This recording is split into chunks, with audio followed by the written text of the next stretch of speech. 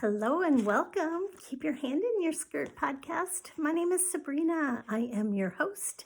Keep your hand in your skirt, mind your own business, tend to your own vibration. Today's topic is perception.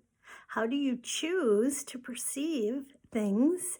And if you want to change your perception, what would it cost you? Ooh, I got some doozies for you. What I want to share with you is this book by Pam Grout. It's her interpretation of the Course of Miracles. I personally found the Course of Miracles to be challenging, but I love Pam Grout's version. So today I was reading this and I just thought, I want to talk about this. I want to talk about what she shares here and how we can play this game. We can turn it into a game to change our perception. We can challenge ourselves. So let me read to you what she writes on 27, page 29. It's lesson 27, and it's called Writing a Different Caption. So she says, which I never knew this, but each week the New Yorker on the last page offers a blank cartoon, okay? Readers are invited to compose and submit clever captions to the cartoon. She said the day she was writing this book, the caption, the picture is a giant gingerbread man lying on a hospital bed with 6 doctors in chef hats peering down upon him. Okay, so that's the visual. Can you imagine a gingerbread laying on a hospital bed with 6 chefs, right? Kind of 6 different chefs peering down upon the giant gingerbread. So then people apparently in the New Yorker, they get to submit captions, like comics, they get to create a caption on what this image means. And then she said the editors pick 3 finalists and then the readers vote which one they like the most. And I thought that is fascinating. Can you imagine? Okay, so this is what I'm thinking. Like you walk into a situation and you see somebody and you make a projection, you make a story, you tell a story of what you think their story is.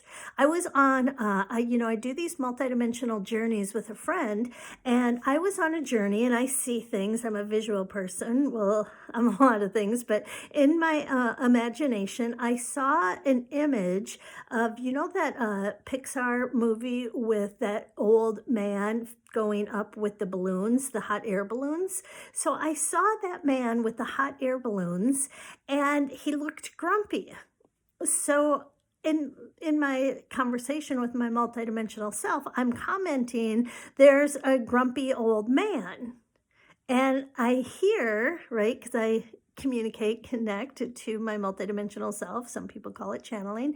I hear in my head, how do you know he's grumpy? And I'm like, oh. And then I hear that I am projecting a story on him without knowing the truth. I see something and I have an assessment, I have a projection, I have a judgment.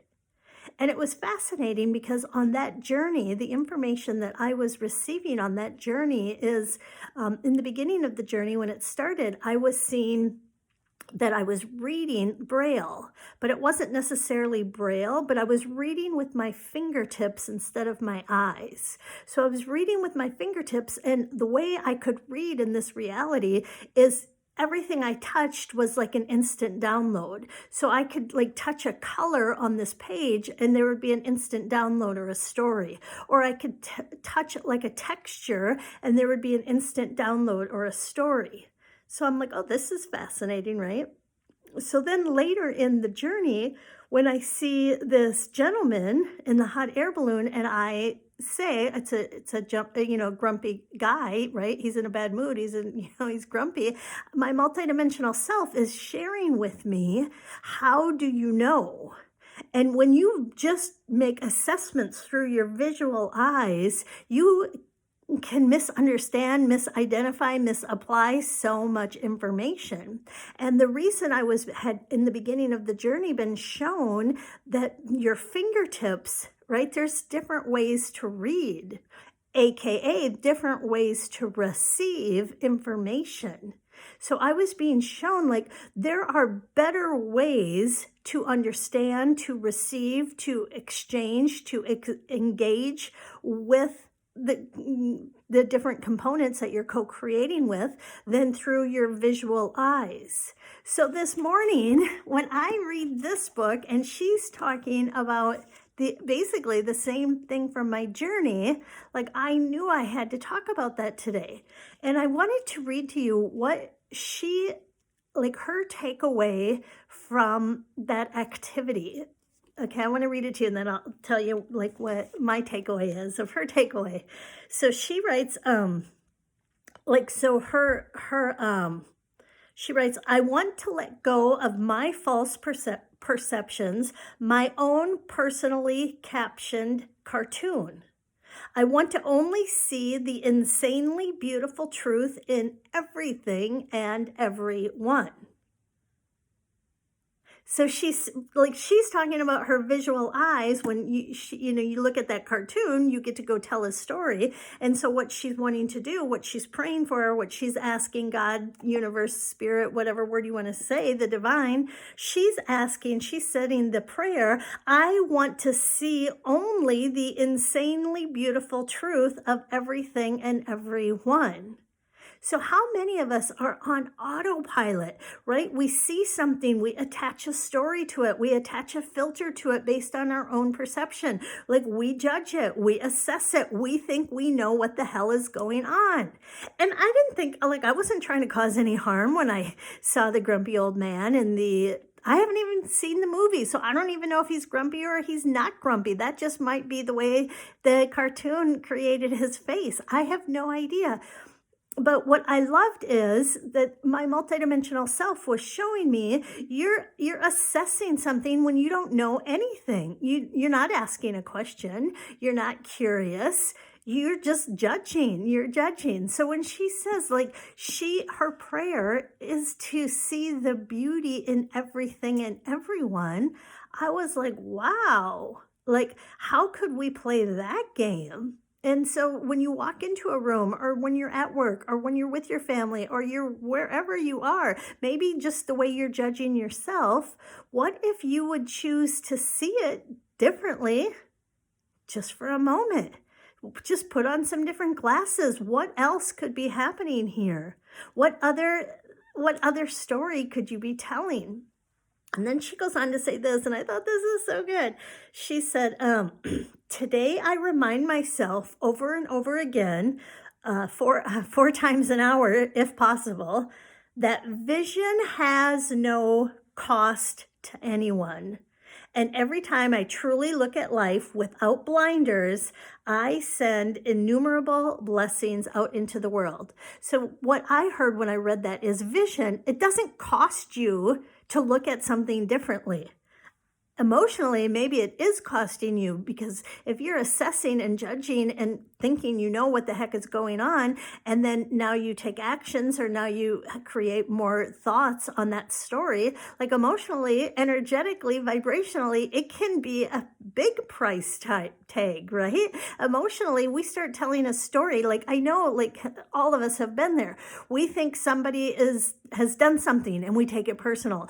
Oh, they're mad at me, or they're not talking to me, or they're being disrespectful to me, or they're not treating me. And you come up with this whole story and you get yourself all disconnected. And then you come to find out something really that you had no idea was going on in their personal life. And you just took it all so personally. You just took it all like it was a reflection of you. And you created the story. And then energetically, vibrationally, right, you take a hit, right? It costs you your set point. It can cost you your vibrational state of being.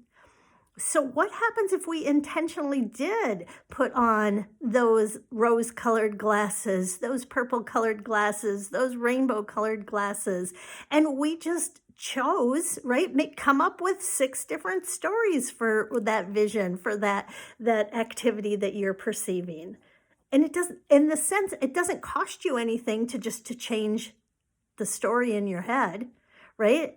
It doesn't cost you. You can go, oh, That person doesn't like me. That's why they looked at that. That person's rejecting me. That's why they did that. That person's not very nice. That's why they did that. That person's really tired. I maybe they need a nap. That person maybe just got really bad news today. Maybe somebody passed away in their family. Oh, that person is going through some intense emotional, physical stress. Their health, something is going on with their health and they're acting out of character.